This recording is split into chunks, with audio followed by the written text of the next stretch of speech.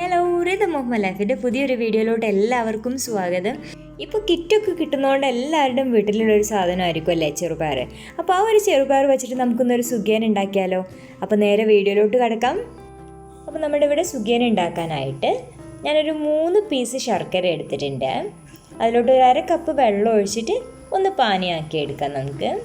അതുപോലെ തന്നെ 1 കപ്പ് ചെറുപയർ എടുത്തിട്ട് അതൊന്ന് വേവിച്ച് വെച്ചിട്ടുണ്ട്. കുറച്ച് ഉപ്പ് ഇട്ടിട്ടാണ് വേവിച്ചെടുത്തിട്ടുള്ളത്. നമ്മുടെ ശർക്കര പാനി ഇവിടെ റെഡി ആയിട്ടുണ്ട്. അപ്പോൾ ഇതൊരു ചീനച്ചട്ടിയിലോട്ടൊന്ന് അരിച്ചിട്ട് ഒഴിച്ചു കൊടുക്കാം കേട്ടോ. ഇനി ഇതിലോട്ട് നമ്മൾ വേവിച്ച് വെച്ചിട്ടുണ്ടായിരുന്ന ചെറുപയർ ചേർത്ത് കൊടുക്കുകയാണ്. ഇനി ഈ ഒരു വെള്ളമൊക്കെ ഒന്ന് നന്നായിട്ട് വറ്റിയിട്ട് വരണം കേട്ടോ. അപ്പോൾ അതുവരെ ഒന്ന് ഇളക്കിക്കൊണ്ടിരിക്കാം. അപ്പോൾ ഇതിവിടെ നന്നായിട്ട് കുറുകി വന്നിട്ടുണ്ട്. ഇനി നമ്മൾ അതിലോട്ട് തേങ്ങ ചേർക്കാൻ പോവാണ് കേട്ടോ. അപ്പോൾ ഞാനിവിടെ 2 പിടി തേങ്ങ ചേർത്തിട്ടുണ്ട് കേട്ടോ. എന്നിട്ട് അത് നന്നായിട്ടൊന്ന് മിക്സ് ചെയ്ത് കൊടുക്കാം. ഇനി ഒന്നുകൂടെ ഒന്ന് ഡ്രൈ ആയി കിട്ടണേ. അപ്പോൾ അതുവരെ ഒന്ന് ഇളക്കിക്കൊണ്ടിരിക്കാം. ഇതിപ്പോൾ ഇവിടെ റെഡി ആയിട്ടുണ്ട്. ഒന്ന് ഡ്രൈ ആയിട്ടൊക്കെ വന്നിട്ടുണ്ട്.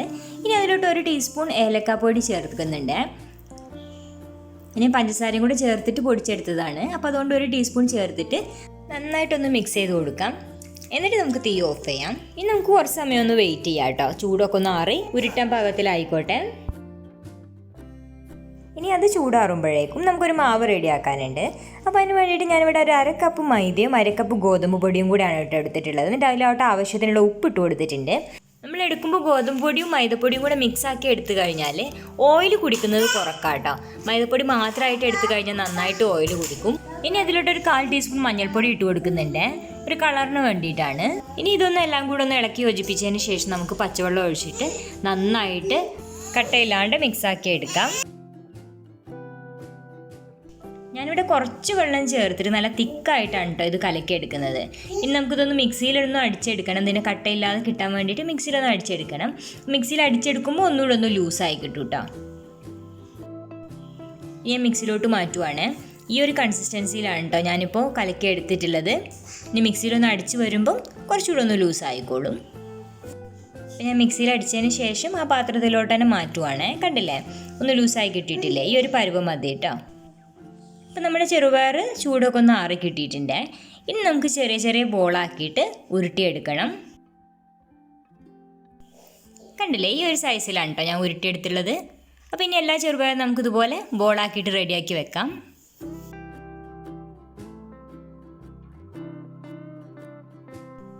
അതവിടെ റെഡിയാക്കി വെച്ചതിന് ശേഷം നമുക്ക് പൊരിക്കാനുള്ള ചീനച്ചട്ടി ഞാൻ അടുപ്പിൽ വെച്ചിട്ടുണ്ട്.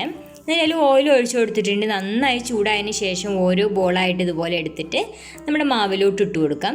ഇനി സ്പൂൺ വെച്ചിട്ട് ചെയ്യാം കേട്ടോ. ഇതുപോലെ ഒന്ന് മുക്കിയെടുത്തതിന് ശേഷം നമുക്ക് സ്പൂൺ വെച്ചിട്ട് തന്നെ കോരി എടുത്തിട്ട് നമ്മുടെ ചൂടായ ഓയിലിലോട്ട് ഇട്ട് കൊടുക്കാം.